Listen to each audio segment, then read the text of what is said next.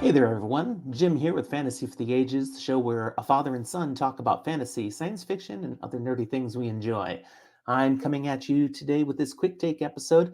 Again, not in my home studio. I'm traveling for work and still keeping the content coming at you. This is a quick take where I'm going to talk about my thoughts on The Wheel of Time Season 2.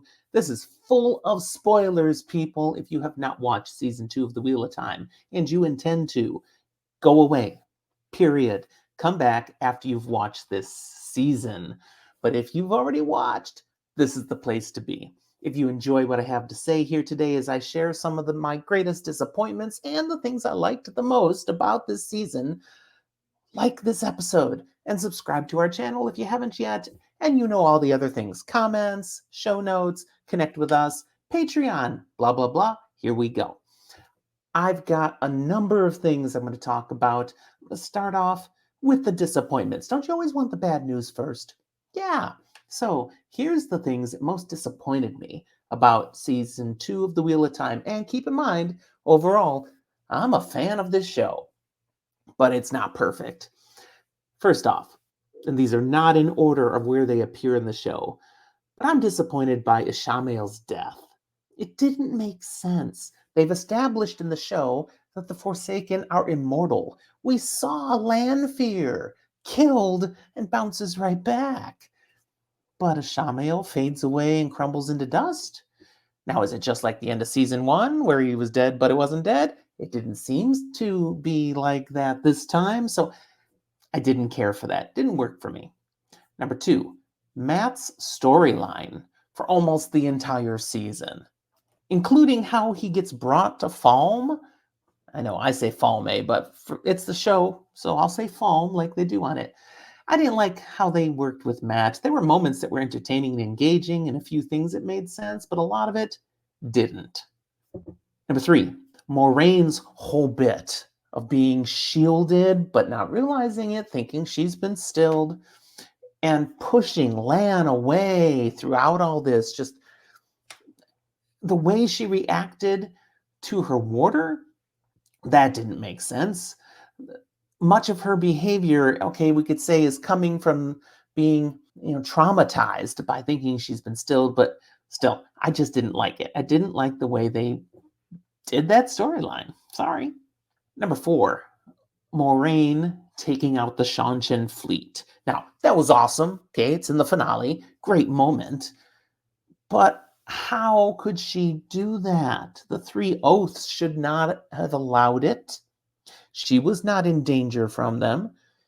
She didn't have any proof they were dark friends, and in fact, pretty sure they weren't. It should have violated the 3 oaths, and we know from the 3 oaths, and this is even established here in the show, they won't permit you to do things that violate them.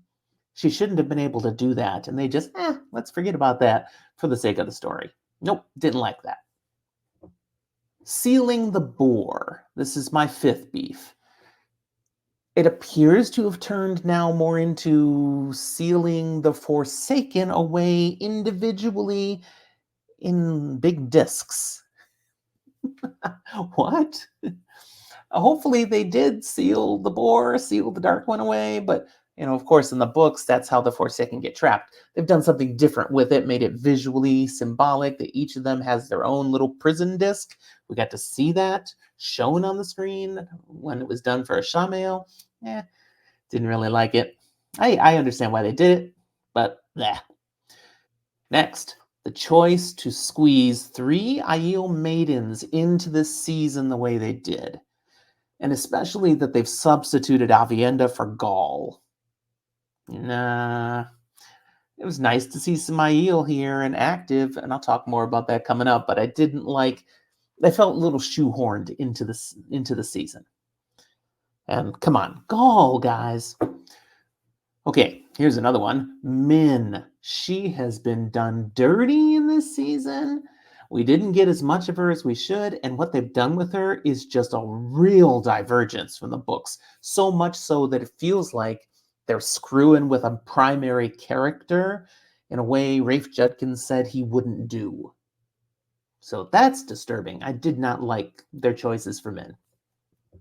Rand's elimination of Turok and his Shanshan guards.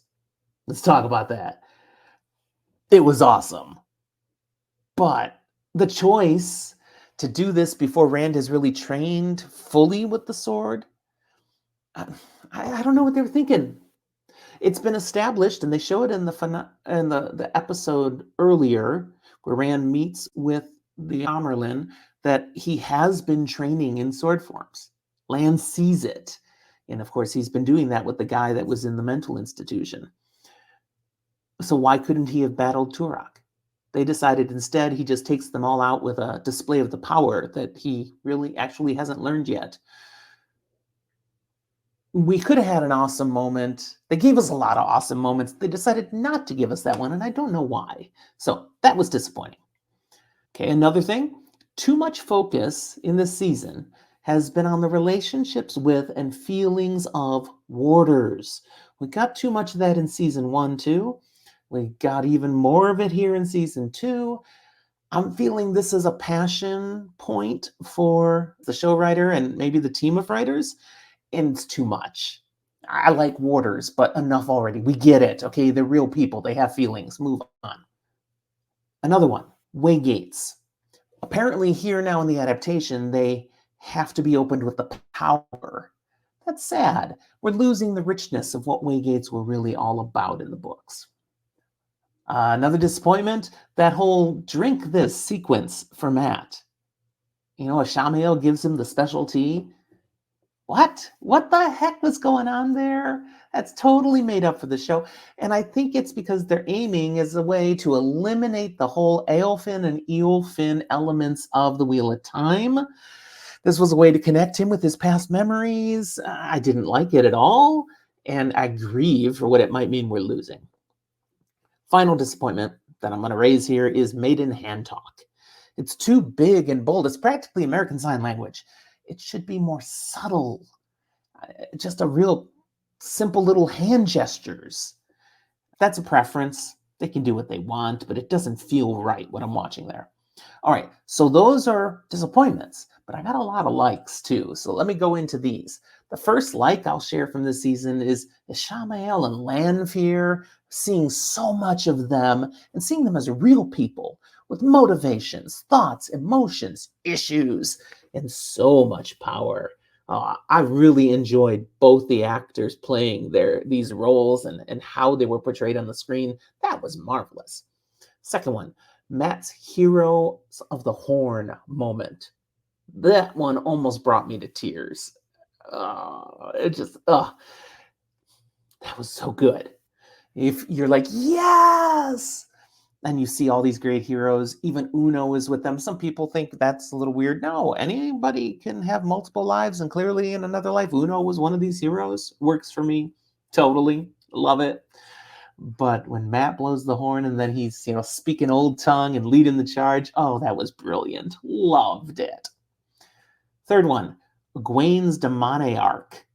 That was done brilliantly in this season. We really got the full experience of what it was like to be a Damane, to be a slave, be trapped by the power, and then how she frees herself in the end. I mean, classic, beautiful, and accomplished a lot that we needed in Egwene's story arc.